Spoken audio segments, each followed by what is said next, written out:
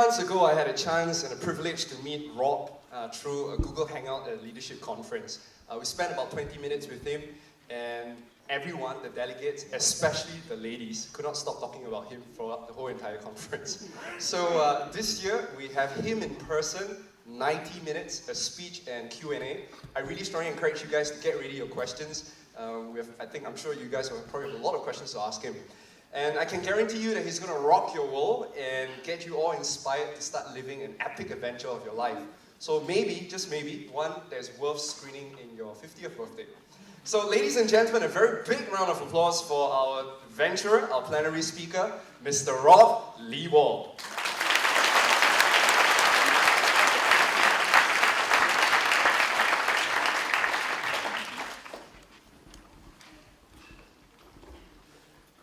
Well, it's really, really good to be here this morning, and I'll add my thanks to say thank you for getting up so early in the morning, and it's really good to be here in Singapore. And just a little bit more of an introduction about myself. I am originally from London, and I used to be a geography teacher, teaching geography to teenagers in a little school just outside of Oxford, until, that is, about 10 years ago, I decided it was time to go on my first really big adventure. I decided that instead of just teaching geography, I wanted to go and learn some geography firsthand. I wanted to go and explore the world. And so I thought, I'm going to go and explore the world on my bicycle. But instead of setting off from England and pedaling off into the world, I think it will be more fun if I start as far away from home as possible and then try to cycle back again. So to cut a long story short, I jumped on a plane and I flew right the way across the world to a little town in Russia called Magadan. And it was right on the edge of Siberia, and it was about as far away as I could think of. And it took about 16 hours in the plane via Moscow to get to Magadan.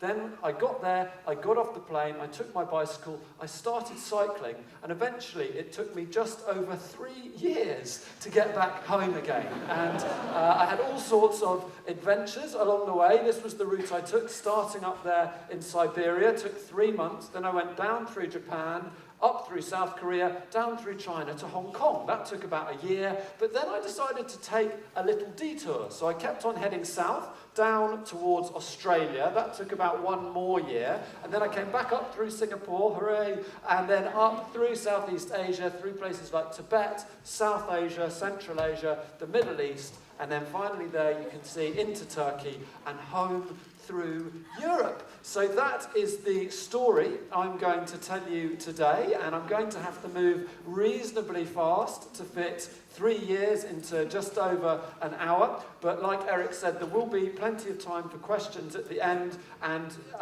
if you haven't been studying your geography recently, you'll be pleased to know I will put up the map every so often so you can see where we are. And I should say as well, you can just look at me.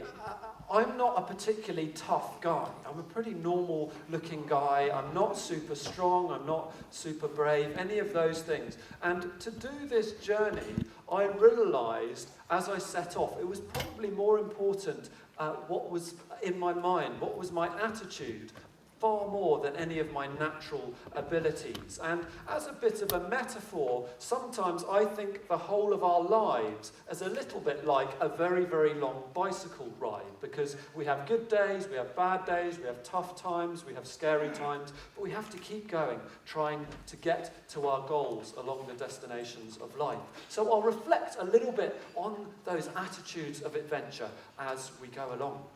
So, this is the day I set off. That's me on the left-hand side with my bicycle. It's actually a very ordinary bike. It's just a mountain bike that cost me about 700 Singapore dollars. And I had lots of bags on the front and the back of it. I'll show you a picture of what's in those bags in a minute. So I was all set to go. On the right-hand side is my old school friend Al, who I was cycling with just for the first part of the journey in Siberia. And notice also, the day we set off, it was a beautiful, blue sky. And this was September time in Siberia. September in Siberia is beautiful, and it was perfect weather to start a big bicycle ride. So we got cycling, and this was the road we started cycling along. Just one small road connecting this city with the rest of the world, and we had to follow it. It wasn't a brilliant road, but it wasn't bad. But you can see we're surrounded by mountains and forests and swamps, and I didn't know a lot about Siberia when I went there. I just knew it's a very, very big place. It's actually 1/14 of the world's land surface is Siberia. I knew that sometimes it got cold, and I knew that not very many people lived there. I think just 20 or 30 million people in the whole of this huge, huge area. And so I was cycling into one of the biggest, emptiest wildernesses on Earth. And as we cycled along, one of the strange things we saw early on was some little towns like this beside the road, but many of them were completely empty. They were like ghost towns that had been abandoned beside the road. But in other towns, there were people. And the Russian people that we met were very, very friendly. And they would say to us, "Welcome to Russia. Welcome to Siberia. We are so happy to have English people here visiting us in Siberia. Welcome, welcome, welcome." But why have you come in September? Because in 1 month, in October, the Siberian winter will arrive. It is very, very cold in the winter, and we are sorry to say, but we think if you keep riding your bicycles, within 1 or 2 months, both of you will die. You will freeze to death in the winter. And so I started to get a bit nervous about freezing to death in the winter. And then other Russians came up to us and they looked at our clothes and our equipment and they said, perhaps you will not freeze to death. Actually, we think it's far more likely you will be eaten by a bear. That is how you will die. And so I started to worry about the bears. And then other people came up and said, no, you will not freeze or be eaten by bears. You'll be eaten by the wolves. That is how you will die. And so it seemed everybody we met, they were all very, very friendly, but a little bit pessimistic, and they were all convinced we would die. They just did not make up their minds how we were going to die. And so naturally, I started imagining everything which was going to go wrong, and I was very nervous. And I knew to get through this expedition, I would need to have this attitude of adventure in order to overcome these obstacles and these fears along the way. So we kept on cycling, and sure enough, about a week later, just like the Russians had warned us, the winter started to arrive, and the world turned from green and grey, it just all turned white overnight, and snow covered the land, the streams started to freeze, and you can see me looking a bit shocked on my first morning of snow outside the tent. Well, as we continued, we found the first major challenge of riding the bikes in the winter conditions was the roads became very icy and slippery. And sometimes as we begun to pick up speed, suddenly my back wheel would slip out from under me and crash, I would fall down onto the road. And that tended to happen now 3, 4, 5 times a day. For the next 3 months, I was falling off the bike, then I'd have to pick it up and climb back on, keep on riding, and there was nothing really I could do about it. We kept on going, and we started to get better at our camping drills, and here you can see all the kind of things we took with us. I know in Singapore, certainly all the guys have to do your military service, so you'll know all about camping and sleeping out, and it's really the same on an expedition like this. The kind of things I took with me was usual camping gear. So I had my tent, so that was my house for the next 3 years. I just had quite a small budget, my kind of life savings of about $15,000 to last the next 3 years. So I'd have to live in a tent, cook my own food. So that's my house.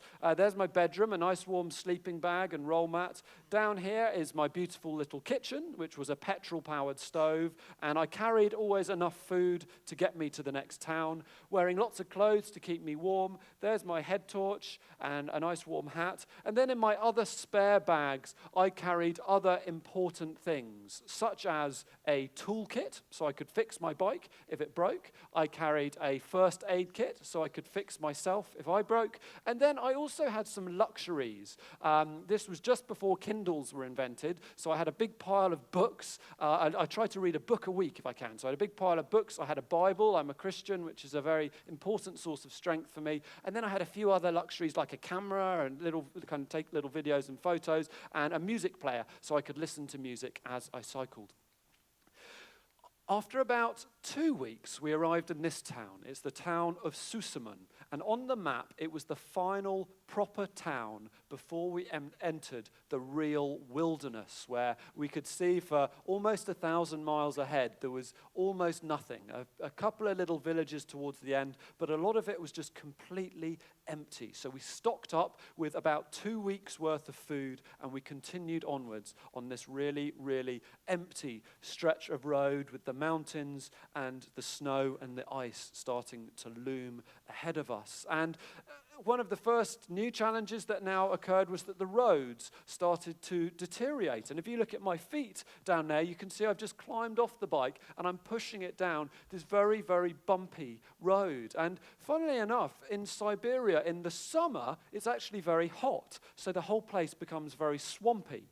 And then in the winter, all this swampy ground freezes into these very, very kind of bumpy tracks. So we're having to push the bikes, sometimes only moving maybe 2 miles an hour, starting to slip behind schedule, but slowly but surely making progress. At the same time, the temperature every day started to get colder and colder and colder until one morning I got out of the tent, I looked at my thermometer on my handlebars, and the temperature had dropped. You can see there at the top from 0 down to minus 10, 20, 30, right down to minus 40 degrees. And minus 40 is actually where Fahrenheit and centigrade meet. So there's no confusion there. It's minus 40, whichever way you look at it.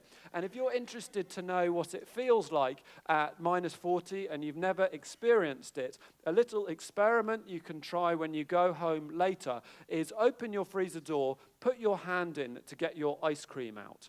Just try and remember how your hand feels now. That's about minus 20 in your freezer.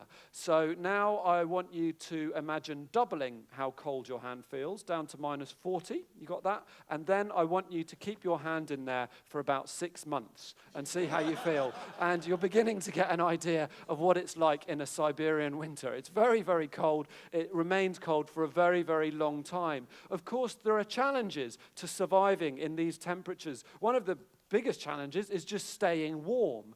But the main secret of staying warm in cold conditions is just to keep moving, because our bodies do generate a lot of heat. So we didn't even have to wear that many clothes, a couple of thermal tops and a good Gore-Tex jacket. And then as long as you keep moving, you take very short breaks, you can keep your body warm. Actually, you have to be careful not to overheat, because you probably know what happens. If you overheat, you start to sweat. Like we all sweat a lot when we walk around in Singapore. But if you sweat when it's minus 40, your sweat starts to freeze on the inside of your jacket. And so you have this kind of ice coat inside your jacket. And when you go to bed in your sleeping bag at night, you've got ice all over yourself. Actually quite dangerous. So you have to regulate your temperature carefully. Your feet especially, you have to be careful about, because there's not a lot of blood in your hands and feet, and they can get so cold you get frostbite. So when my feet started to go numb, I just had to jump off the bike and I had to run with the bike, stamping my feet to keep the blood flowing, to stop myself getting frostbite. Other problems, things like water, starts to freeze solid in less than a minute. So that's quite a big problem. But there were also other slightly more amusing aspects of the freezing cold. One day, my friend Al had a bit of a cold and his nose was dripping, and he had forgotten to bring any tissues with him. And you can see the result, these beautiful icicle bogies starting to grow off the end of his moustache. I don't think he realized why I was laughing at this point. So I'm just going to show you the first short video clip now, and this will give you a clearer idea of the conditions and the atmosphere of what we were going through. And in this video clip, just to explain it, we're cycling up a hill. Al is in front, I'm behind, I'm holding the video camera, filming as I cycle, and I should apologize for the slightly silly commentary I'm making during this clip. Just so you understand it, my surname is Lilwall and Al's surname is Humphreys.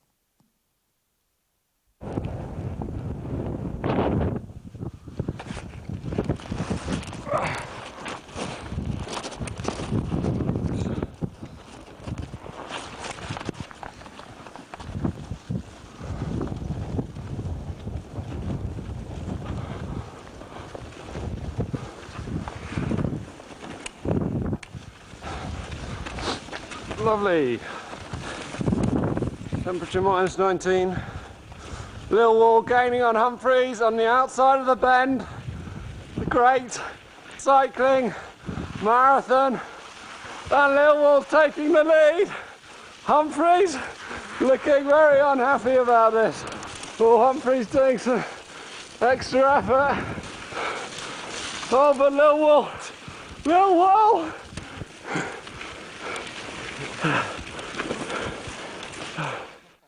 So you can see, although it was bleak and brutal conditions, we had to keep a sense of humour. And I think that is a big part of having an attitude of adventure to life, is that when things are tough, we can see that as a challenge. It's a chance to stretch ourselves to our limits. I love doing difficult things because I know it stretches me, even though it's hard and painful and difficult. It can be a lot of fun if we approach it with the right attitude. Well, as we continued onwards, as I mentioned, we were now going through a very empty part of the world. Some days we didn't see any people, no cars, no houses, no nothing, just this little track through the wilderness. But other days we met some rather unusual people. And one day we heard a rumbling sound behind us. And I looked round and I saw this Russian tank coming down the road. Actually, it wasn't the Russian army, it was some friendly Russian gold miners. And there's a lot of gold up in Siberia, and they travel around in these tanks to get over the bumpy roads. They're a bit surprised to see us, but very friendly as well. We were especially happy whenever we saw a little hut like this. This is a little gold miner's hut next to a little gold mine back here, and you can see there is smoke coming out of the chimney. And when we saw that, we were always really happy because it meant it was warm inside. And so we would go up and we would knock on the door because we were so cold. And usually a Russian gold miner would open the door, be a bit surprised to see us. Then he'd say, come in, come in, come in. And so we'd go in to his nice warm house. And then he would say, sit down, sit down. And so we'd sit down in his nice warm house. And then he'd put a huge pile of Russian food on the table and say, eat, eat, eat. And so we were so hungry. We'd eat lots of this tasty food. And then he would say, do not go back outside tonight. It's far too cold for camping. Why don't you stay the night with us? We'll give you more food. We'll make you a bed inside so you can sleep in the warm. We'll look after you. And then tomorrow morning, after breakfast, you can keep going on your crazy bike ride. And the thing was, this did not just happen once or twice in Siberia. It happened almost every week in Siberia, and actually almost every week of the entire trip from Papua New Guinea to Pakistan. In almost every country I went through, I found total strangers helping me out. And it was a great lesson for me, one of the greatest lessons, how much kindness there is in the world. And it's easy when we read the newspapers to think the world is just full of danger and bad people. And of course you have to be careful. I was robbed twice on this journey, once at gunpoint. So very occasionally I met very unfriendly people, but I'd say 99.9% of the people I met pretty much everywhere, especially out in the remote rural areas, I found incredible kindness, and it was a wonderful thing to learn. Well, onwards we pressed. We'd been going now for about 2 months.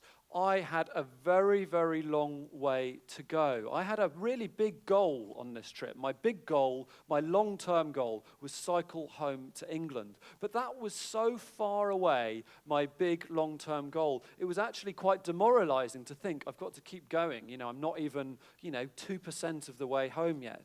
And so I also needed to have medium-term goals. And my medium-term goal was I've got to get out of Russia before my visa runs out. And that was quite good to have that medium-term goal.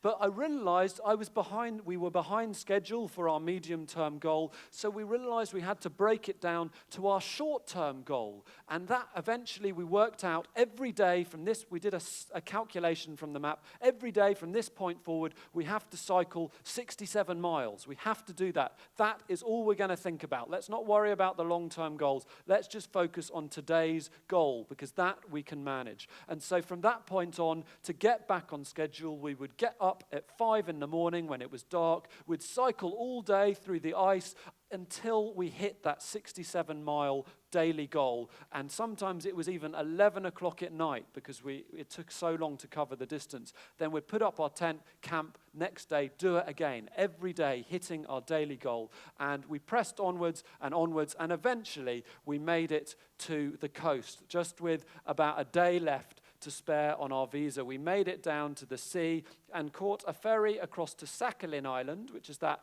sorry, I'm just pointing at the middle screen with my laser here, but the long, thin island next to the red line is Sakhalin Island, and caught another ferry now across to Japan. And you can see me there on the ferry. I was so thankful I was still alive, and I was so happy to be going to Japan, the land of the rising sun. And I thought, finally, I'm going to escape all of this horrible Russian winter weather and snow. But this was Japan. When I arrived up in Hokkaido, it was still very snowy. In fact, even more snow because it was near to the sea. But we kept on heading south, and they had brilliant snow clearing machines in Japan, so the roads were clear, and we made it onto Honshu Island, and it started to rain. And this was, I think this was the day after New Year's Day, and it was starting to rain. But this photo was actually one of the final photos that I took with my friend Al, because at this point we decided we were going to split up and cycle different routes back to England. Al had already been cycling in other parts of the world before we met up in Siberia, so he wanted to go quite a direct route through northern China back to England. I wanted to take a big detour down to Australia. So we were still friends, but we decided it's time to split up. And I think for myself, I had realized that I was depending a lot on Al to fix things, to kind of encourage me, to make difficult decisions. I was relying a lot on Al. And I knew on this expedition, anyway, I wanted to test myself and grow up as much as possible. And to do that, I had to face the challenges by myself. So I continued onwards alone, rather scared, but very, very excited. And I pressed on south through Tokyo. As a former geography teacher, I was extremely pleased to see the most famous landmark in Japan, of course, Mount Fuji there, hidden away behind the McDonald's. And then from Japan, I got down to Fukuoka and caught a ferry up to Busan in South Korea.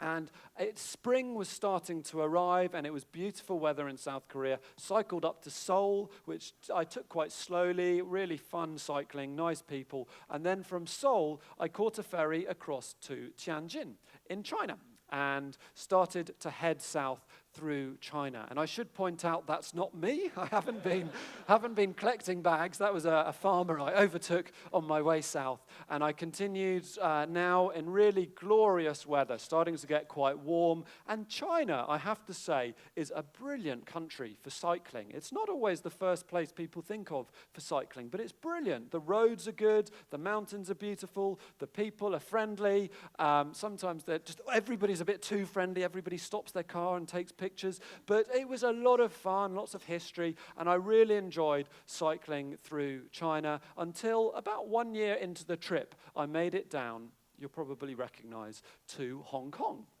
And I'd been going for a year now. I was very exhausted, not just physically, also mentally, just having constantly to be on the move, constantly to be making new friends.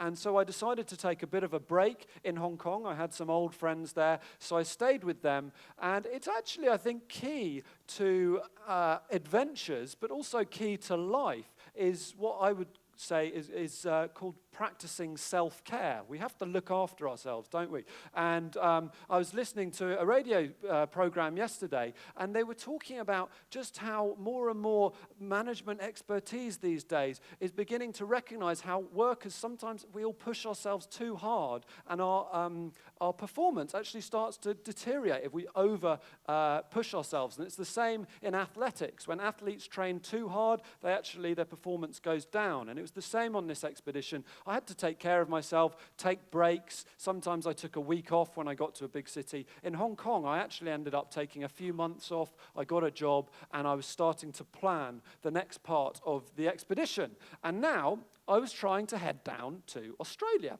The trouble is, there is a lot of water to cross, and usually to cross the water, I caught a ferry. But there are no ferries from Hong Kong to Australia. I think you can get to Macau. It's about as far as you can go. So I couldn't catch a ferry. Most people fly to Australia, but I didn't want to fly to Australia. It felt far too easy. It felt like cheating in the middle of my expedition. So I thought, I can't fly. How can I cross the water? And I realized there must be other boats, like fishing boats, yachts, cargo ships. Maybe I can hitchhike on one of those yachts down to the Philippines, and then I'll cycle through the Philippines, find another boat to Indonesia, another one to New Guinea, and then another one to Australia. Easy, I'll hitchhike. And as it turned out, it did take me a while. I had to do quite a lot of networking in Hong Kong, but eventually I met a guy who had a yacht, and he was about to set sail across the South China Sea to the Philippines, and he needed an extra person on board to steer the ship at night and pull the ropes. And so we squeezed the bike below deck and we set off across the South China Sea. And a week later, you can see I need a haircut at this point. A week later, we arrived in the Philippines. And it's a magical feeling to arrive in a new country by boat. I'd really recommend it if you've never tried it. Really beautiful. The islands of the Philippines rising up above the horizon. And I'm sure many of us have been to the Philippines. It's a beautiful country with smiling people and beaches and palm trees. Very, very beautiful, beautiful place. But as I started to cycle through the Philippines, I also saw there was a lot of poverty, and I would now see this throughout much of the rest of the journey. I would see a lot of extreme poverty. Here is a slum that I visited in Manila. You can see the houses built of scrap materials, just kind of raw sewage flowing past in this dirty river. If you look in the center of this picture, do you see that black round shape there? That's actually the back of a man's head, and he's swimming in this dirty, dirty water, looking for things to recycle, to sell, so that he can maybe earn a couple of US dollars a day to feed his family. And there's a little boy you can see right in the middle, in bare feet in the middle of this slum. And it was really shocking to see this. And we all see the pictures. Many of you might have seen this firsthand. We know the statistics. There are 1 billion people in the world living on less than $1 a day, and about another billion more living on less than $2 a day. And it's so shocking, and it's quite numbing, I find, when we see these conditions. And it's tempting to feel guilty, and what can we do? Or just feel paralyzed by the scale of the problems. But I think we have to, in our positions of relative, great influence and responsibility, all of us have coming from other parts of the world. We have to do everything we can to try and play a part in making the future a better place for those who are completely trapped in situations like this. And one of the reasons I was doing the bike trip, as well as having fun, as well as having an adventure, as well as learning a lot of things, I was also helping to raise money for a really great children's charity called Viva, which helps children at risk in these very difficult conditions around the world. So it was really good, at the same time as having a fun expedition, to have an important project to help like that. So that was a good extra motivation for me. Well, continuing onwards, I cycled through the Philippines, which was really great, and then I made it down south to General Santos, and I caught a boat from there across to Sulawesi in Indonesia, and then from there I found a ferry. This was a cargo ship to Indonesia, and then from there I found a ferry heading through Indonesia to the island of New Guinea. And I was heading to Papua New Guinea, which is the country on the eastern side of the island.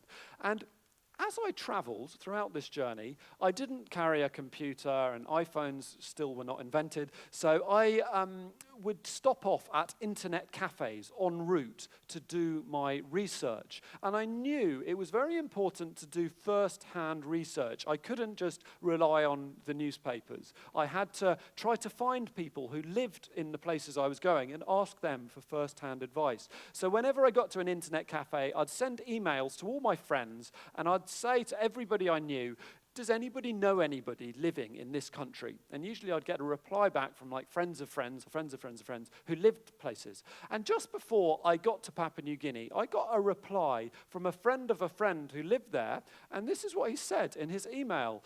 I should warn you that travel in Papua New Guinea can be quite dangerous. I've been held at gunpoint and robbed 16 times and have been caught in crossfire from warring tribes using M16s and the like. I don't mean to be negative, but I'm sure you'd want to make informed decisions on where you travel.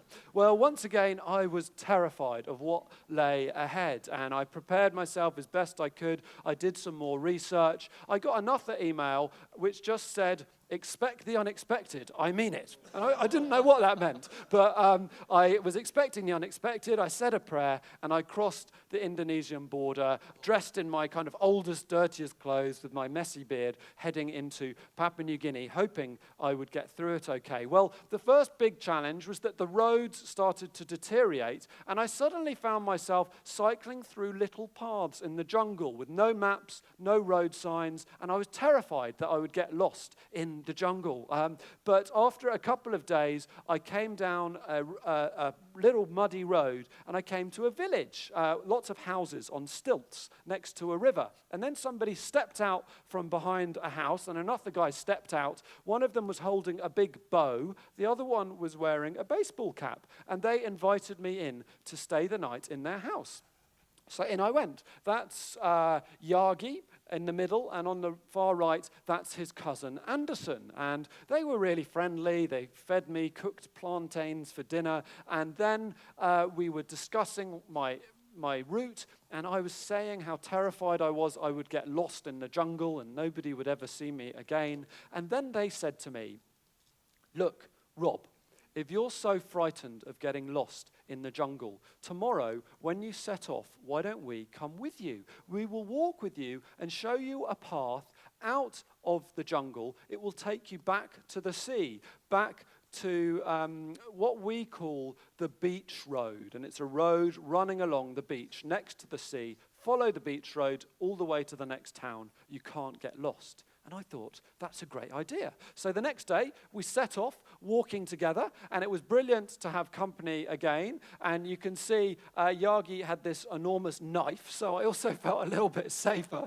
And we walked for about 14 hours through the jungle until eventually we broke out onto this beautiful beach road. And the next day, I started walking along it. And just like they'd said, it was a beautiful, beautiful beach. The trouble was, it was not a road. It was just a beach. So then I had to start pushing my bike down the beach, very slow, big waves rolling in. And there were all sorts of obstacles that seemed to be arising ahead of me. Sometimes there were rivers, and I'd have to balance the bike on a canoe and ask somebody to paddle me across. Other times, there were inlets from the sea. I'd have to carry the bike over my head with these huge waves coming in, trying to knock me over. Other times, there were shallow rivers, and I'd have to walk through quickly, hoping there weren't too many crocodiles around. Well, I made it to the next town. Then the road improved for a little while. I made it through the city of Leh, and then I had to turn south, going through the mountains in the middle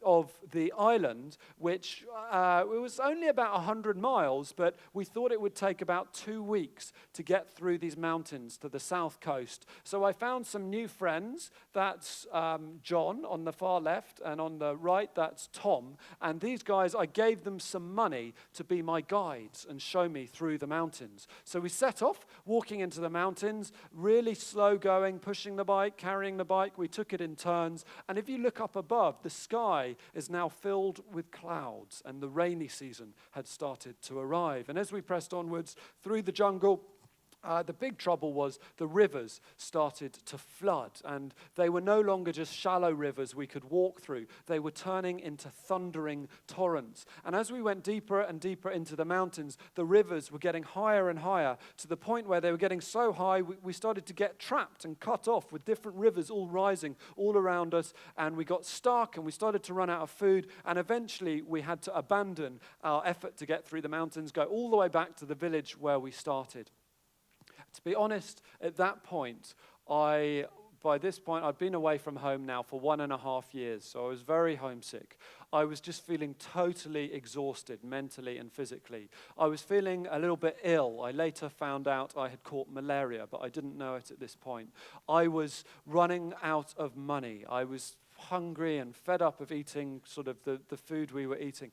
And I was just getting really, really exhausted. And I started in my mind, this thought just started in my mind. Why don't you just go back to that last city you were in, retrace your steps to the last city, find a plane and fly home to England. I've had enough of this stupid bike ride. That's what I was starting, that was the thought going around my head. But then I started to think, if I give up now and I fly home to England, probably for the first 3 days, I'll be really happy in England. I can have hot showers, eat pizzas, and see all my friends and family. It will be great for 3 days. But then after that, I'll probably regret that for the rest of my life, giving up in the middle of this big adventure. And so I knew I needed that attitude of adventure. And that attitude of adventure, a big part of it is keeping going, being resilient. Another big part of it is finding ways through, round, and over our obstacles. And so I decided, well, I'm going to find a way through these obstacles. And so Tom, the guy on the right, he agreed to attempt going through the mountains a second time. We waited until it stopped raining and we had a little window of time. We set off back into the mountains. I love this quote here. Tough times don't last, tough people do. And I knew if I kept on going, it would probably get easier. But I also had to remember, good times don't last, good people do. And I knew whenever it was going easily, I knew it would get harder again. So we kept on going. And this time there was a tree that had fallen across the most difficult river, and we managed to scamper across this tree with the water thundering underneath. And then about 10 days later, we stumbled out the other side of the mountains. And you can see me there. My shirt is ripped, my beard is long, my hair's a mess. I'm dirty, I'm tired, I'm hungry. But how do you think I felt? Great, yeah, of course. I felt so happy, so great. And I'd made it to Port Moresby, the capital city of Papua New Guinea, just on the south side of the island there. And I only had about 300 miles left across the Coral Sea to get to Australia. And I had about 3 weeks or so left on my visa, and I thought I need one more boat and I'll have made it to Australia like I planned to do. And so I started talking to lots of people in the city, trying to find my final boat. And first of all, I went to the yacht club, and I had a cup of coffee with the yacht club manager, and he said, I'm really sorry, there are no more yachts going to Australia for about 3 months because typhoon season has arrived, no more yachts. So I thought, okay, I can't get a yacht. I went to see then the shipping companies, and I spoke to the shipping companies. They were very friendly, but they said, we're really sorry, there's lots of insurance, red tape, rules. We're not allowed to take non-staff members on our boats. You can't have a ride with us. And so I accepted that, but I began to worry that maybe I wouldn't be able to find a boat. I only had a couple more weeks left on my visa. And I realized that if 2 more weeks passed, I couldn't find a boat, my only choice would be to fly to Australia. But that would be a real shame to have to fly, having come so far without flying.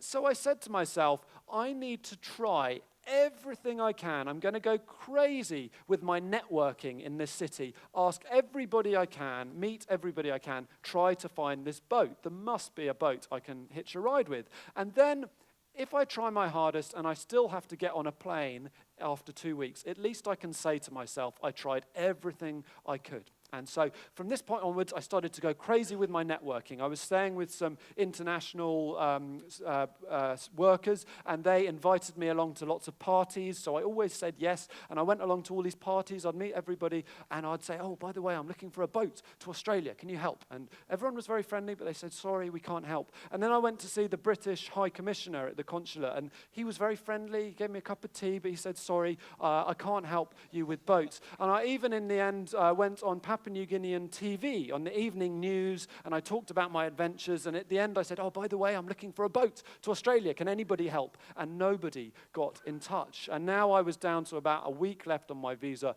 really, really running out of ideas.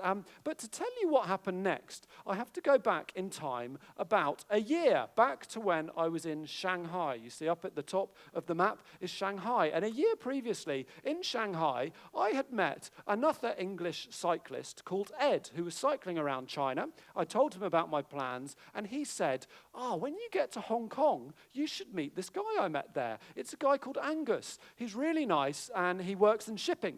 Meet him in Hong Kong. So when I got to Hong Kong a few months later, I went for a beer with Angus, and he was very nice, couldn't help with boats, but he said, you should meet my colleague, Julian. He used to work in Papua New Guinea, now he's in Hong Kong. He'll give you some advice. So I went for a beer with Julian, who was also very nice, couldn't help with boats, but he said, when you get to Papua New Guinea, you should meet the guy who took over my job there. It's a guy called Pete. He's really nice. He might help. So a few months later, I got to Papua New Guinea. I went for a coffee with Pete, who was very nice. He said he couldn't help with boats, but he said, next weekend, I'm having a tennis party. Would you like to come to my tennis party? And I said, yeah, sure. I love tennis. I'll come to your tennis party. So I went to his tennis party. There I met his friend Sam, who introduced me to his girlfriend Felicity. They're both very nice. We played some tennis. They couldn't help me with boats. But then Felicity said, my friend Helen, she works in the local international school. The children there would love to hear about your adventures. Why don't you go and give a talk? So I said, sure. So I called up Helen. Helen invited me into the school, and I gave a couple of talks to a bunch of 8-year-olds. And at the end of the talk, I said, by the way, everybody, I'm looking for a boat, in case anyone has one. And nobody said anything. So I went back to where I was staying. And then the next day, Helen, the teacher, rang me up, and she said, little Ashley in the second row, his uncle has got a luxury dive boat, and it's going to Australia on Saturday. Would you like a ride? And I said, you bet I would. And so that is how I found my boat to Australia. And actually, it was a very important lesson for me. And it is, I suppose, this attitude of adventure where you have to keep on trying things until you find a way around your obstacle. And it's also another attitude of adventure is what I like to phrase as, remember, we don't have to make it on our own. And it's easy in this world these days to be very individualistic. It's all about me and my goals and my plans, and I've got to make it on my own. Well, I don't agree with that. We don't have to make it on our own. And on this expedition, although I was by myself most of the time, I couldn't have made it without the help of other people. And I find in the rest of my life, I try and apply that attitude. Part of that can include things like having good mentors. Who here's got a good mentor? Who here's got a good mentor? Like, that's about 3 people in the whole room have got a good mentor. I would really recommend you to find a good mentor, somebody who's 10 or 20 years, ahead of you in life. And they of course, they'll have some great advice to give you. And nowadays, I have several mentors, and it makes such a difference when I'm making difficult decisions and so on. On the big adventure of life, we don't have to make it on our own. We can get advice, we can get help, we can give help, we can receive help. It's really, really important. And then you might just find your boat to Australia. So that's what I looked like when I arrived, and I shaved my beard off, thought I'd better spruce myself up for Australia, and I kept on heading south.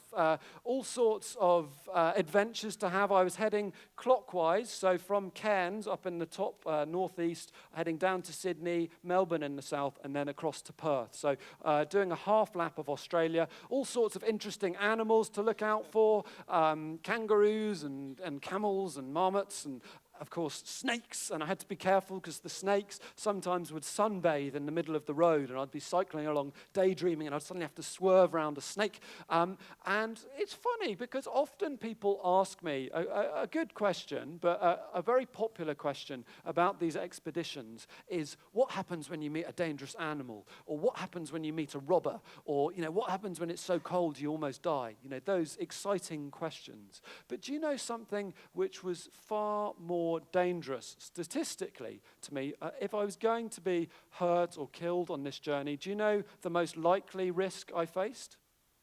Cars. Yeah, exactly. Cars, trucks,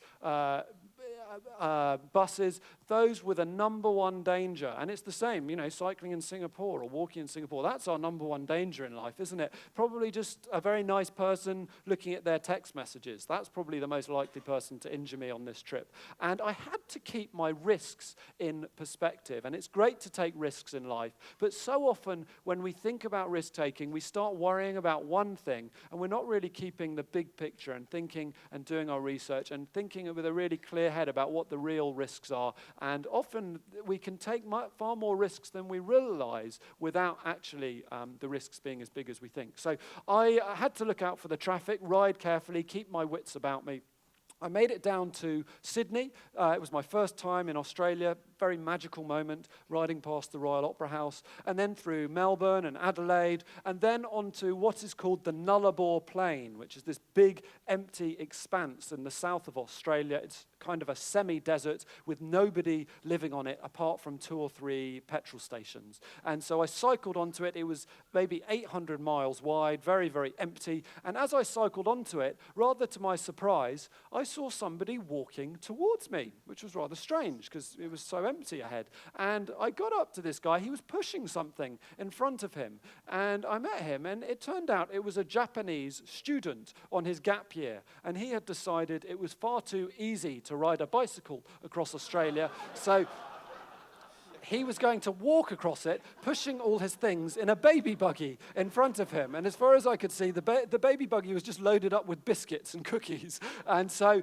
there he goes. If by this point of my speech you're beginning to think I am slightly crazy, then look at this guy. I think he's much more crazy than I am.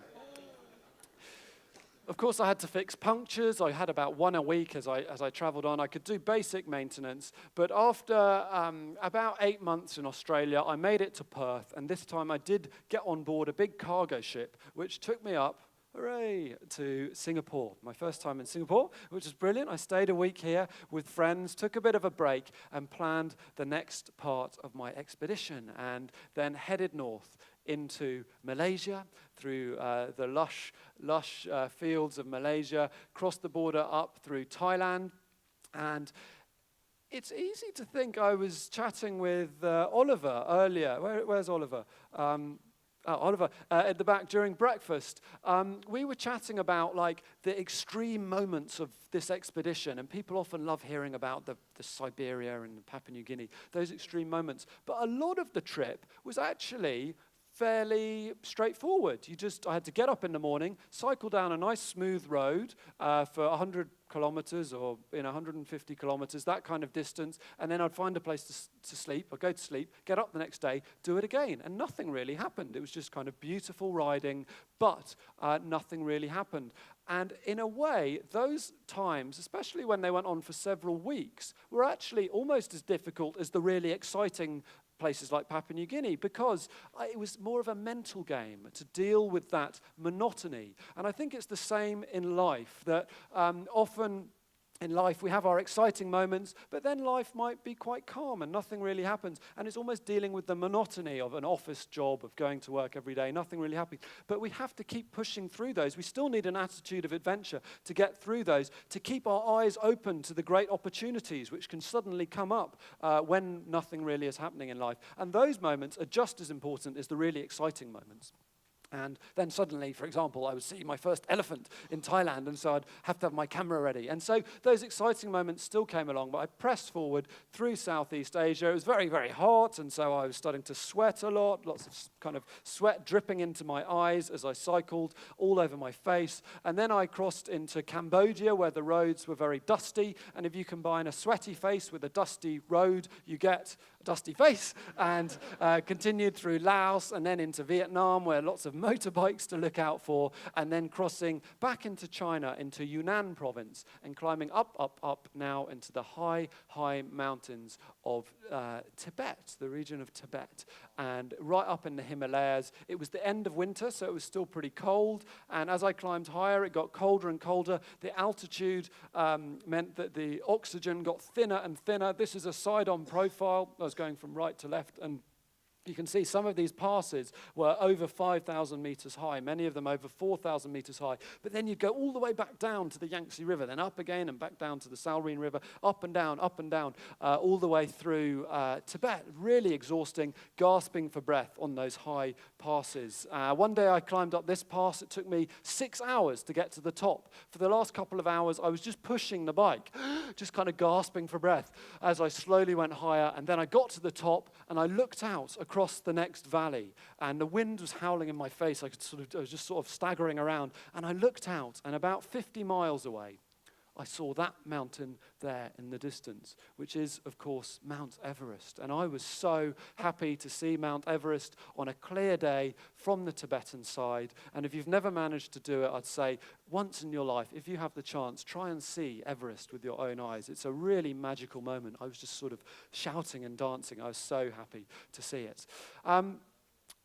Cold weather, though, I was happy that I coped reasonably well in the cold weather now from having learnt that in Siberia. And I was constantly still having to solve problems. I had to have that problem-solving mentality. How do I find my way through, round, and over the obstacles or the challenges? And one little quite fun problem I had to solve was that I'd bought myself a video camera and I was trying to film myself as I went along, but I didn't have anybody with me, and so I had to try and film myself. And so I've just put together a short video now to show you some of the ways I tried to solve that problem.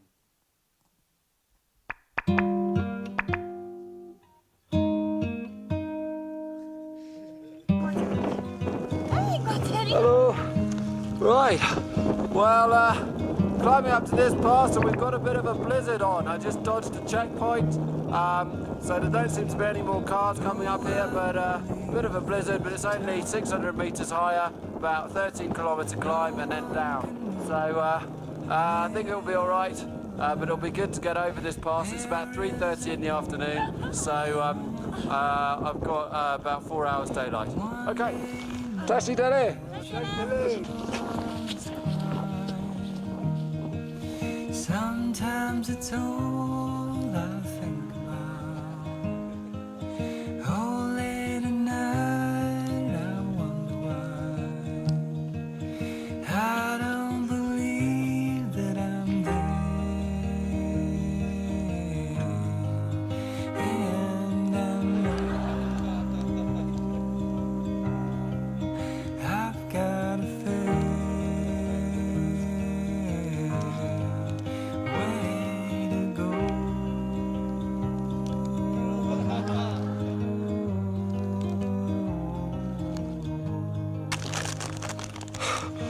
Oh, the joys of being both the cameraman and the star in the film you're making. Often I have to set up the camera, ride past, and then run back and pick it up, which 4,500 meters is a little bit of a hassle.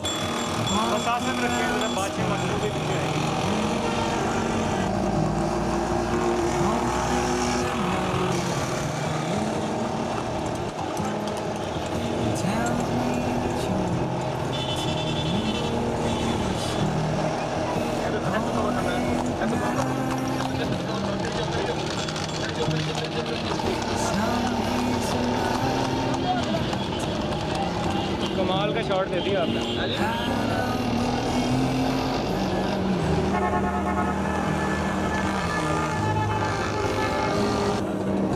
Here is the faithful tuk-tuk driver who's just been helping out, and this is Rafi, who's a friend of mine. He's an artist here in Lahore and graphic designer, and he's been doing the camera work today. Thank you very much, Rafi.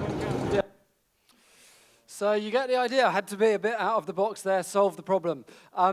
Onwards I went, so that the final video clip there was in Pakistan, so that's where we're heading now. I went down, down, down, out of Tibet, into the lush valleys of Nepal, which was beautiful, suddenly very nice weather again. Crossed the border now into India, where everyone was playing cricket, so I was very happy to see that. I cut through Delhi, and then up north to Amritsar, and I had a great time in India. Crossed into Lahore, which was where the final video with the horses I was overtaking was in Lahore, and And then riding north through Pakistan, really friendly people, really kind. These guys had me in to stay for the night on the Grand Trunk Road. I went through Islamabad and then cut across to the west to Peshawar. And now I faced my next rather daunting country, which was, of course, Afghanistan. And I was pretty apprehensive and unsure about whether to go through Afghanistan. Obviously, this was a few years ago now, but it was not as unstable as now, but it was still getting pretty unstable. And on the TV, there was always news about how dangerous it was. But I knew I had to do first-hand research. So I sent an email to lots of friends of friends, or a few friends of friends, who were working in Kabul. And I asked them, is the whole of Afghanistan dangerous, or are just some parts dangerous? And they replied, and they said, the whole of Afghanistan is dangerous, but some parts are especially dangerous. The south is especially dangerous. Whatever you do, don't go through the south. The west and the east are also very, very dangerous. Don't go there. But at the moment, Kabul and the northern region are both relatively stable. So if you're going to go anywhere, go through the north and from Kabul. And everybody seemed to be giving me the same advice. And so I had to make a rather hard decision, which was that for the first time on the trip, because I was coming in from the east, over the Khyber Pass, down to Kabul, that was a very dangerous region, and for the first time I decided this is too dangerous to ride the bike. And so I put the bike on top of a taxi. I had an armed guard which took me up to the border, and then from the border I caught a bus down to Kabul. And the whole trip was about 200 miles, took about a day. And I broke my rule of cycling through every country, but it was the right thing to do. And I believe in risk-taking. You can see, I think in all of life we should take risks. We should push ourselves out of our comfort zone. We should be prepared to fail at life. We've got to, otherwise life, there's no point just living a super safe life. But at the same time, we need to do our research, and we have to be prepared to modify our plans in light of that research. And so that's what I did, and I got to Kabul. Stayed a few days there, and then from there I could head north. So rather nervously, I got back on the bicycle and I started to ride north out of Kabul. Lots of people I met by the roadside, most people reasonably friendly but a bit suspicious. Obviously there were no other tourists in Afghanistan at the time.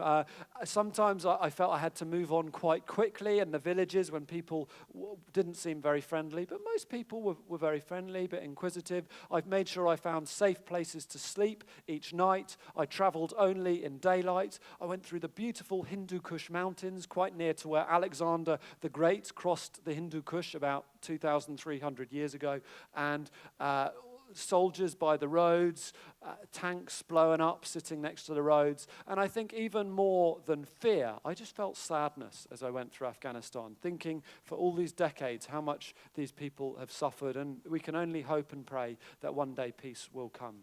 Got to Mazar-i-Sharif in the north, in the deserts, and from there I saw the beautiful Blue Mosque, and then from there I would be crossing into Uzbekistan, and I cycled through the desert for another day, and there's this bridge across the Oxus River which goes from the deserts of Afghanistan into Uzbekistan. And I remember as I cycled across this bridge, I had this desert behind me, kind of war-torn desert, and ahead of me there were all these beautiful cotton fields in Uzbekistan. And I had this image in my head from Lord of the Rings. I thought, I'm crossing this bridge and I'm leaving Mordor and I'm entering the Shire just by crossing a bridge. And I suddenly was in this beautiful, very, very peaceful and safe country for me to cycle through. Lovely camping through cities like Samarkand and Bukhara. This is Bukhara. That tower was standing when Genghis Khan pillaged this city 800 years ago. That tower was still standing then, so incredible history.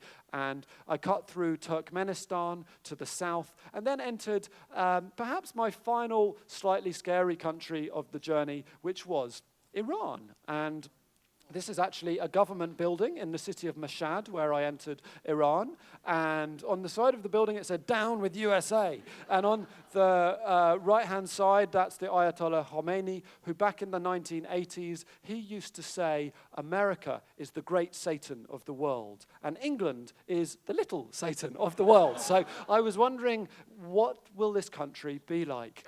But as I continued, and a lesson I had already learned was that just because the government of a country is not friendly to me, it doesn't mean the normal people will not be friendly to me. I mean, the government is not unfriendly to me. I suppose the government is unfriendly to my government, and my government is unfriendly to their government. But what will the normal people be like? And as I cycled, I found the normal people were very, very friendly. Here are some policemen. They let me put my tent up outside their police station. They kept giving me cups of tea. They kept taking pictures of me with their mobile phones.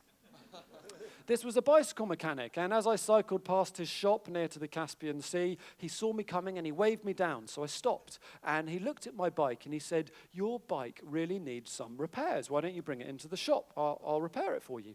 So it did need some repairs. I took the bike into the shop. He then spent about the next 2 hours fixing my bike. He took it apart, he put it back together again, he put new spare parts onto my bike. Sometimes, if he didn't have the correct spare parts in his shop, he started to take apart his own bike and put parts from his bike onto my bike so he could fix it properly. After about 2 hours, he gave it back and it looked brilliant. And I said, "Thank you so much." And I got out my wallet, started getting some money out, and I said, "How much money do I owe you for all that hard work?"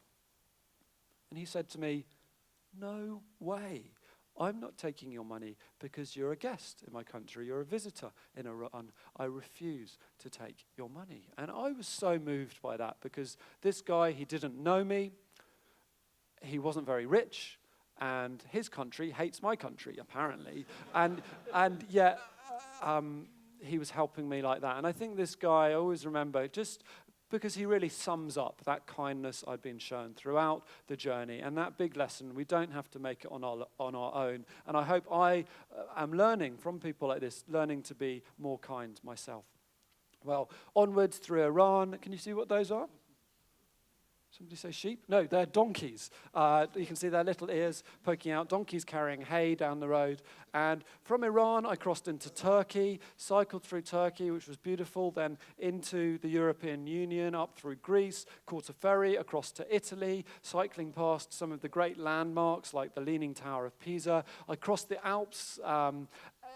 It was really easy to camp, I found, in Europe. I just put my tent up in a farmer's field, and the farmers never minded me camping in their field as long as I got up at 6 o'clock in the morning and left before they'd seen me. And I continued onwards through Switzerland, and then finally cutting into France, and then Belgium. And finally, this was my last night camping in a little forest near to Dunkirk. And from there, I caught a ferry across to arrive at last at the White Cliffs of Dover. And from Dover, it just took me one day to ride up to London, where, of course, it was raining. And I cycled past Big Ben and then up my street and home at last. And I love this little quote here. Sometimes when I consider, thank you very much. Sometimes when I consider what tremendous consequences come from little things, I'm tempted to think there are no little things. Well, this was all, this was my first big trip. I finished this about 7 years ago now, so it was a little while ago. And things really, just to bring you up to date, I wasn't quite sure what would happen with my life after I finished this trip. I expected probably I would go back to being a geography teacher. So I started kind of looking for geography teaching jobs, but at the same time, rather to my surprise, a publisher got in touch and asked me to write a book. So I started writing my first book, which was itself a real adventure. Another thing that happened was that I had done my videoing en route, but I didn't really expect much to happen with my video footage. And in fact, when I'd been cycling through Rome, just before I got home, I'd given another talk at an international school, and during that talk, a child had put up her hand and said, "What will you do with your video clips?" And I said, "I don't know. I think it's far too hard to get a TV deal. I'll probably just put it on YouTube." And then this girl went home and she told her dad, and he was the CEO of National Geographic channels worldwide. And I suddenly got an email from him asking to look at my footage, and they ended up making a 6-part TV series. But the best thing that happened on the expedition was actually right in the middle of it when I was in Hong Kong. I remember I was in Hong Kong looking for that first boat, and whilst I was there, one night I was invited to a party with some friends. So I went along to the party, and I sat down next to a beautiful girl, and I started talking to her, and we got on well, and I really liked her. And then over the next couple of months, whilst I was in Hong Kong, we started dating, and I really liked her. But then after a couple of months, I had to keep going off south to Australia, and she was a lawyer, and she went to work in London. But we stayed in touch, long distance, and occasionally in her holidays, she flew out to meet me when I was taking a little break. And then when I got back to London, she was still there, and so I married her. And she's over there. Christine, do you want to stand up so everyone can see? So I even met my wife-to-be, and it was funny, at the start of the journey in Russia, the Russians would always say to us, "Why are you doing this bicycle trip?" And as a bit of a joke, I'd say, "Oh, I'm looking for a good wife." And then rather to my surprise, I found one. And Christine and I got married about 5 years ago. Then we moved to Hong Kong, which is where we live at the moment. And we started working for that charity, which I'd supported on the bike ride, Viva. So I've been helping raise funds for them and so on the last few years. Christine and I running a little office for them there, which has been a great adventure itself. But then also a couple of years ago, I decided it was time for a new adventure, and I thought instead of going on a bicycle trip, this time I want to go for a walk, but I do like the idea of trying to finish at home. So this time, instead of cycling home from Siberia, I'll walk home from Mongolia. So I flew to the Gobi Desert, and then me and a cameraman friend walked from the Gobi right through the middle of China, through all the kind of middle kind of inland valleys of China. That's the Yellow River in winter, which is frozen, and made it back to Hong Kong. So that was my new trip, a new TV show, new book, which was another great expedition. But just as we now come to a close, you've seen what it's like to be on a very long bicycle ride. And as I mentioned at the beginning, I think the whole of life is in many ways quite parallel to being on a very long bicycle ride. And we need to have an attitude, don't we, in life? But it's an attitude of adventure. And that would include finding ways through, round, and over our obstacles, which come up in so many different forms, almost on a daily basis. It means being a risk taker, but doing our research. And it means remembering we don't have to do it on our own, to make it on our own. And just in closing, I thought I'd say when I grew up, and all through my life really, when I was at school, I was never the toughest person in the class. I wasn't in the top sports teams, wasn't the sort of person to end up riding a bicycle 50,000 kilometers.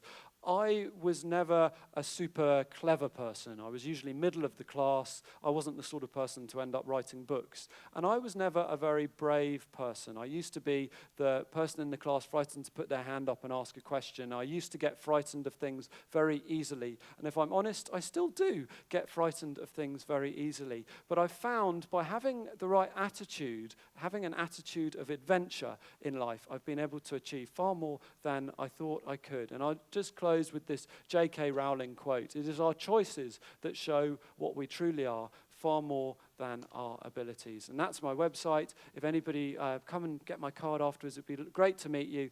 And if you've enjoyed this presentation, please do feel free to refer me on. And I'm going to hand back to Eric, and Thank we'll you. go to questions. Thank you, Rod. Let's give you a big round of applause for inspiring us. We have about 10 minutes for questions. I'd like to just give you a sense of how we're going to do this.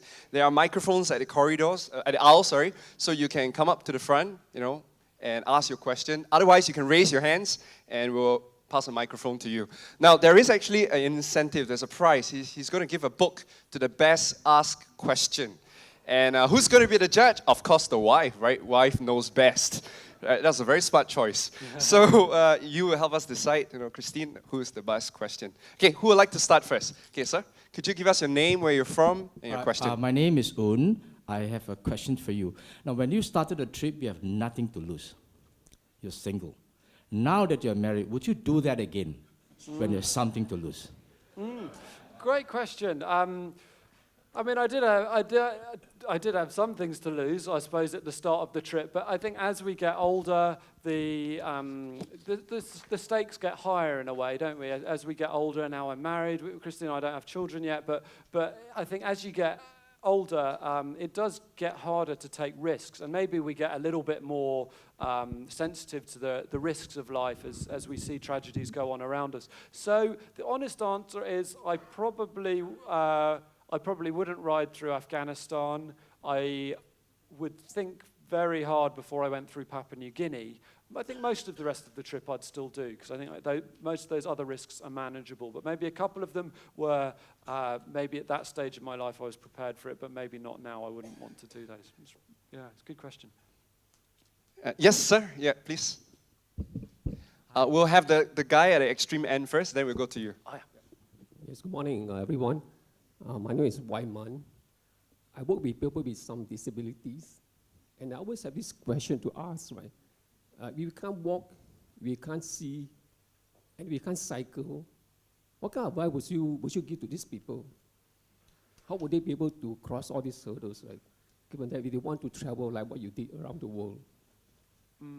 That's a good question. Yeah, I can't really comment on the practicalities, apart from, of course, some people who have got disabilities do, a blind guy has climbed Everest, and people do extraordinary things, which I think shows their depth of character, and their attitudes must be, miles higher than mine are, as a normal person, normal kind of abilities to be able to do this. So, yeah, it's extraordinary. I think incredible challenges can be taken on, and we've got a lot to learn from anybody who takes on, whether it's an adventure or other ways people can achieve difficult things against the odds in life. Yeah, good question. Yeah. Yes, sir.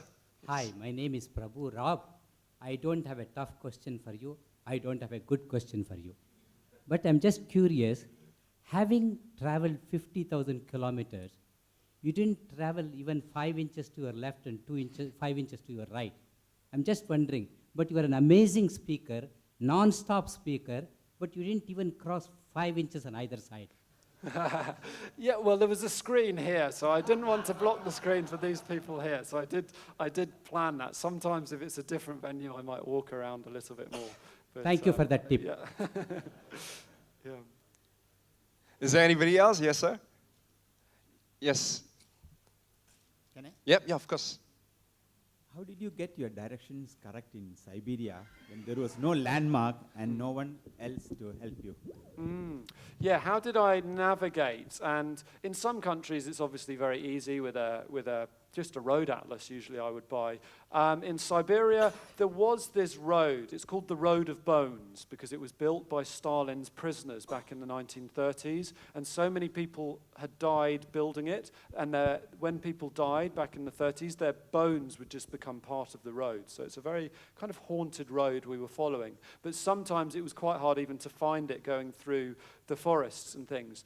But there was occasional traffic, like occasionally we would see a crazy truck driver or the gold miners in tanks. And whenever we met those people, we would ask them, because the road atlas didn't really show anything, we'd ask them to draw a map and to show us where is the next gold mine, where is the next weather station, where's the next village. And so we would get the local knowledge of people gradually drawing us this map. And we'd always be having to think a little bit ahead. But there were just enough people for us to get directions to help us find a way through. Sometimes things like walking across these very wide frozen rivers, that was where we were frightened to get lost, because you can't really see which way to cross a river. You have to find the path on the other side. Yeah. All right, thank you. I think the lady with the microphone, you can ask your question first, and then we'll go over to the guy over the extreme Hello. side. This one. Hello, good morning. Thank you for the wonderful sharing. But I was late. Fortunately, I took a cab, but he got lost on the way. Anyway, I just want to say that I remember many years ago, I actually read one newspaper column, and there was this also a very adventurous lady who actually did a lot of mountain climbing. And it was after many, many years of mountain climbing, it was quite unfortunately that there was one time there was this avalanche or what, and she did not survive. And they interviewed the spouse. So they say, how do you feel all these years when she was doing all the mountain climbing? Then she said, I've been, and now that this thing unfortunately has happened, so she said, I have been rehearsing that for the last 10 years. So we can see how he felt all these years of uncertainty and anxiety for her. So now that you are married, I would like to pose this question to your wife instead. Don't worry, the microphone is here. So what's the question to Christine? Okay, when you are doing the adventure, I mean, now that you're married to her, sometimes it's more than your attitude. Your loved one will be very concerned. So I'm just wondering how your wife would take it if you tell her that you want to go on another trip like that. Yeah, so Christine, would you like to enlighten us?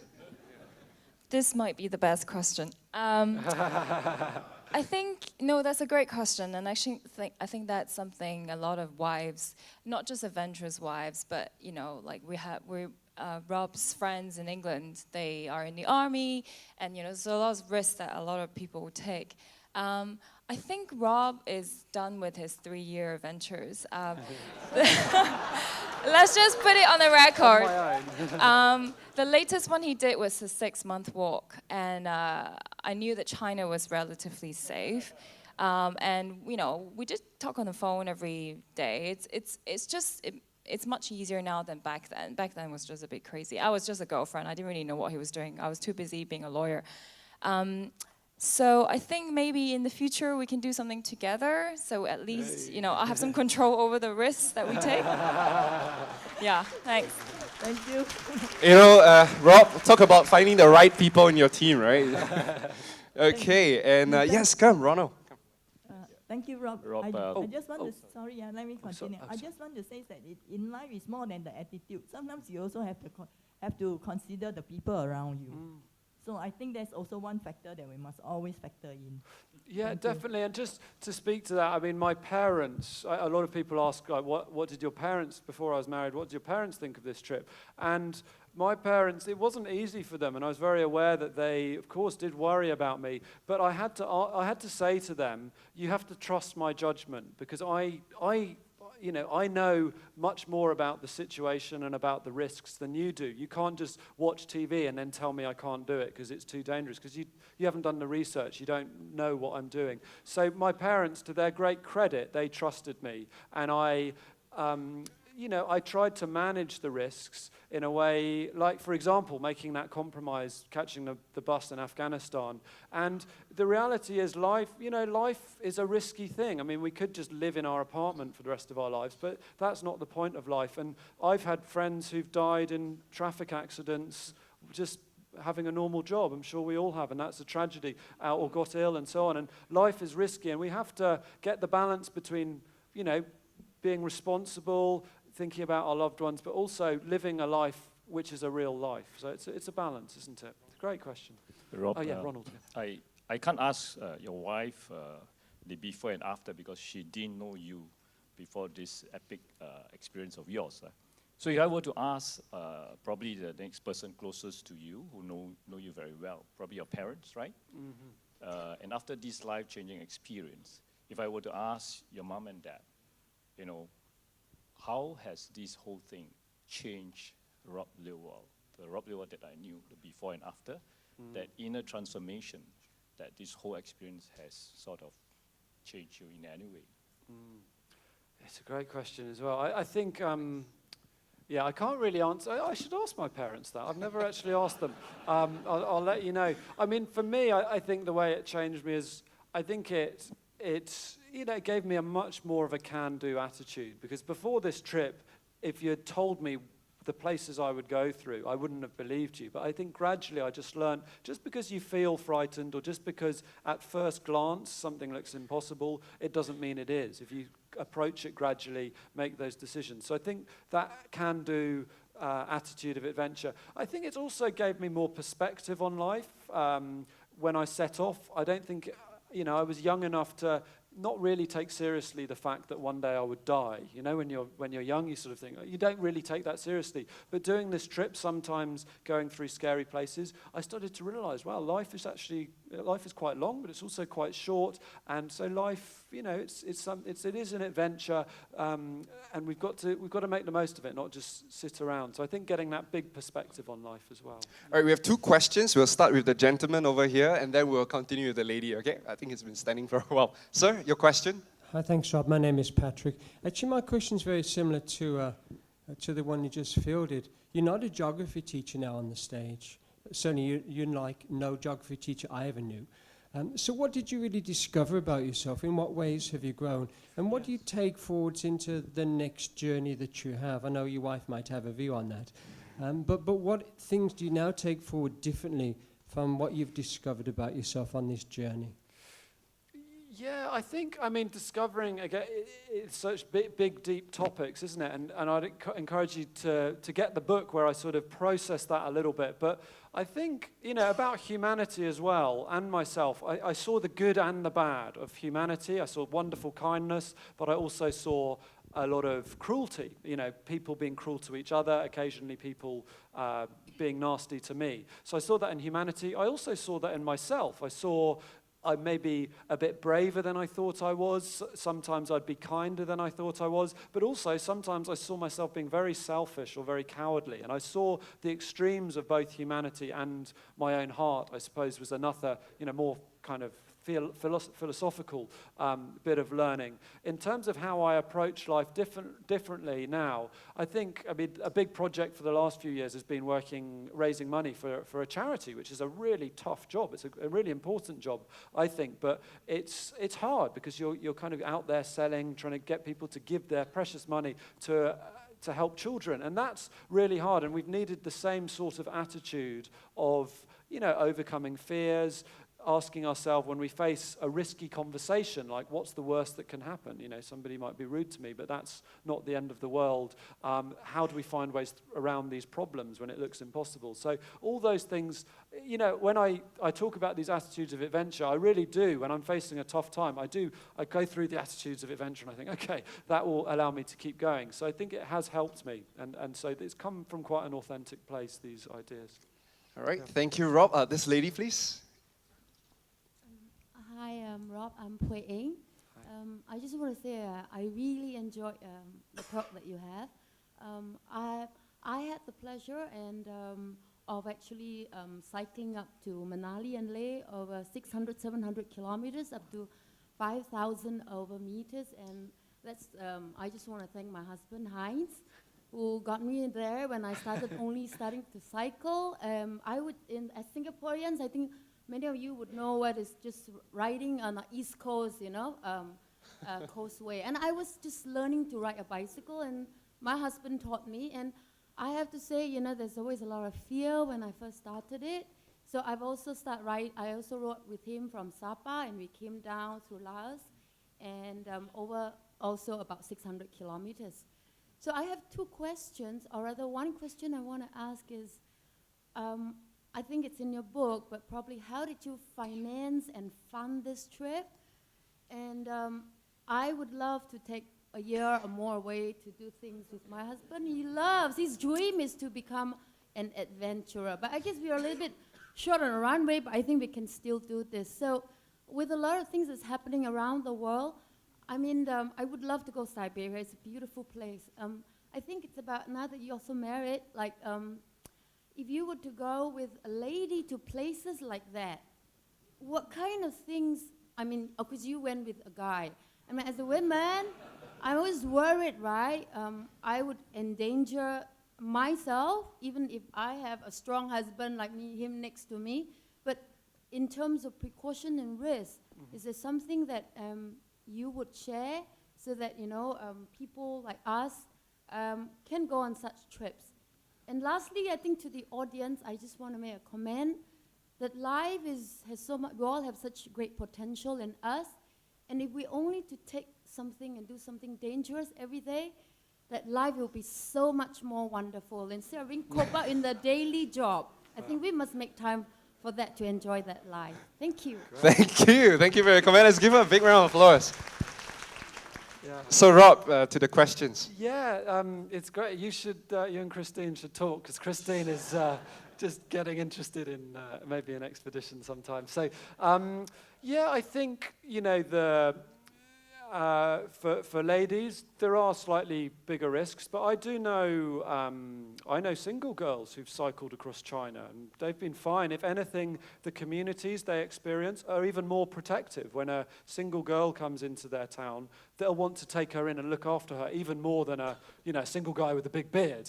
So in some ways, from what I've heard, they've done absolutely fine. Maybe there are parts of the world, especially around Muslim parts of the world, where traveling alone as a lady might be frowned upon by the culture. So obviously you need to use your common sense about, is this appropriate in this culture to travel alone? I think with your husband you'd be fine nearly anywhere, and probably even more looked after, though of course be careful. I mean, things like cycling at night or camping in a place where a lot of people will see you camping, those are risks which you don't need to take. You can usually avoid those risks if you plan carefully. So I'd say, and wanting to do a big trip in life, it's all about the timing, isn't it? You've got to try and find a slot in your life where you can take a bit of a longer time out, which obviously we can't do at all stages of our life, depends how old children are and things like that. But I know people who've gone on trips with their children, probably been the best year of their education would be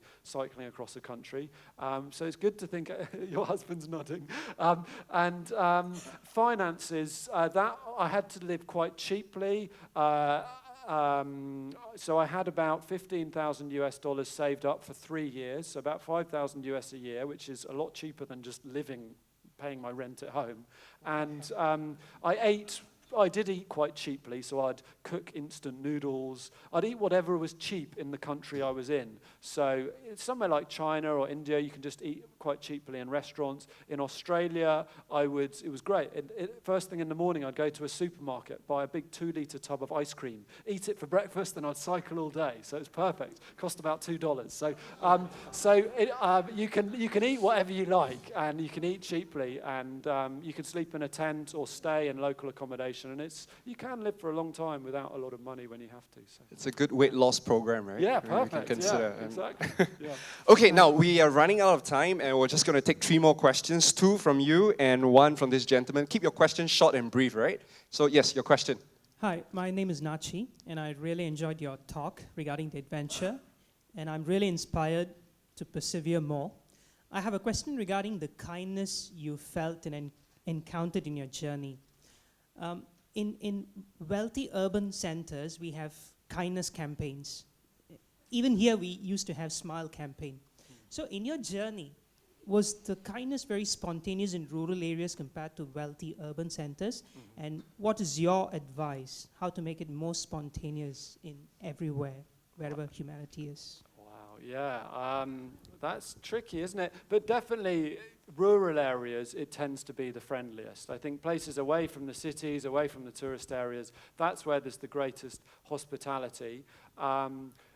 A comment I've heard my friend Al make, he's traveled the world a lot as well, he said that probably everywhere is friendly, but 2 of his most friendly places in the world have been Russia and the Middle East. And during our lifetimes, the 2 big enemies of our country has been Russia and the Middle East. So it's kind of nice to know that the local people are so kind there.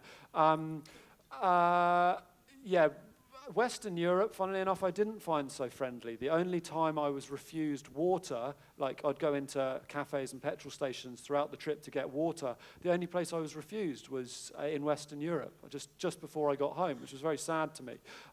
So I think in our wealthy cultures, it's funny, I think the more money we earn, the more we kind of hold it to our chest, and the more suspicious we are of other people. And that's one of those strange rules of life where money can become kind of like our master rather than our servant. And how do we learn how to find and give more spontaneous kindness? I don't really know. I suppose it's a day at a time. We have to remind ourselves to behave like that. And quite quickly, I think we can learn that life has a lot more meaning and joy when we are generous than when we're sort of holding everything we have to our chest like that. Yeah, it's good. It's worth sort of thinking about, isn't it? Hi, my name is Catherine. Mine is just a question of curiosity. I thank you very much for such an inspiring talk.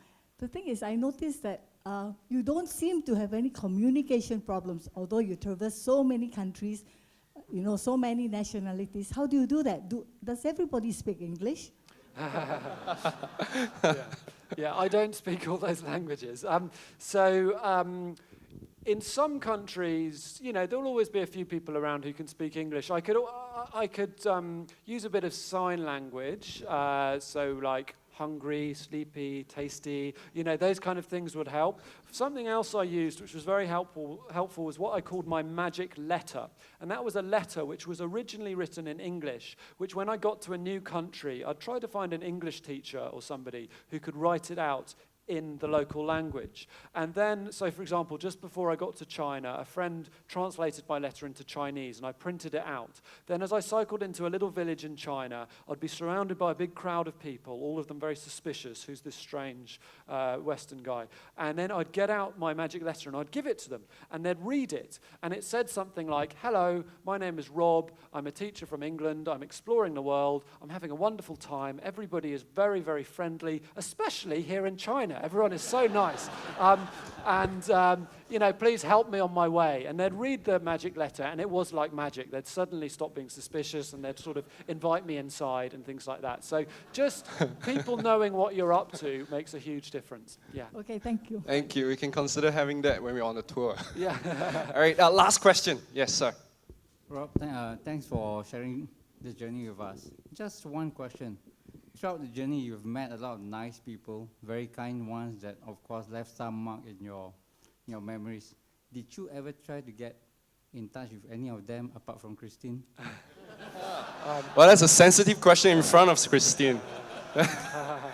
Yeah, no, I didn't really, I mean, things like Facebook and things, I'm still in touch very vaguely with a number of those people. But as far as proper, you know, actually ever seeing people again, very occasionally, if I'm in a place, I've got where do we know people? The Philippines, we've seen friends I met on the trip, Australia, so a few people, but I don't even want to attempt to try and stay in touch with them. And I mean, it was one of the great things of the trip was meeting so many people, but one of the sad things was you could meet somebody, you could have a meal together, hear their story, which was very interesting and wonderful, but then the next day you'd have to say goodbye and move on. And that was just the reality of it. And, you know, there are those studies which say you can only have, you know, 5 really close friends in your life, or whatever the number is, and then you can have this many kind of reasonable friends. And if you try and have too many, the others will suffer. So, so you've got to, I think, with one's life, focus on the friends, you know, who are the closest to you. So, yeah, the short answer is not really. But if I get the chance and I'm in the same city, I might drop an email to people and catch up with them. Yeah. Shall we give Rob a big round of applause again for sharing so generously? Rob. So, Christine, the verdict, who are you going to give the book to? Wow, it's really hard, but I think I really like the kindness question. So Nachi, who asked the kindness question. So you get the signed book. Right. Thank you. Okay.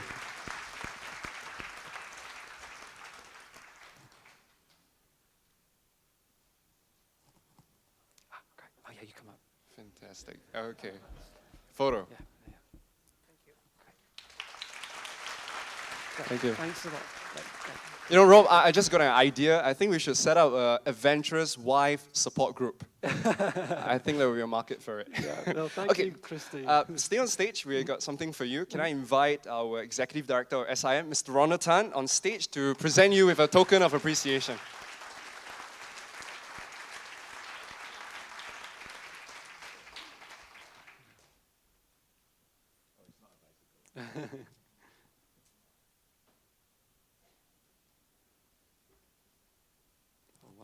Thank you. Brilliant. Thank you. Thank you. Thanks a lot. Thank you. Okay, thank you very much, gentlemen. You can take a... thank you. We have one more big prize for you. Oh, another. Okay. Yeah, sorry, man, dude. Oh, thank you. Ladies and gentlemen, we would also like to take this opportunity to present a token of appreciation to our host, Eric, for taking time to make this event an even greater success. Eric, thank you. I wasn't expecting this big present. Okay, let me put this out. It's okay. Put it here. All right, so ladies and gentlemen, well, this has been a very exciting morning.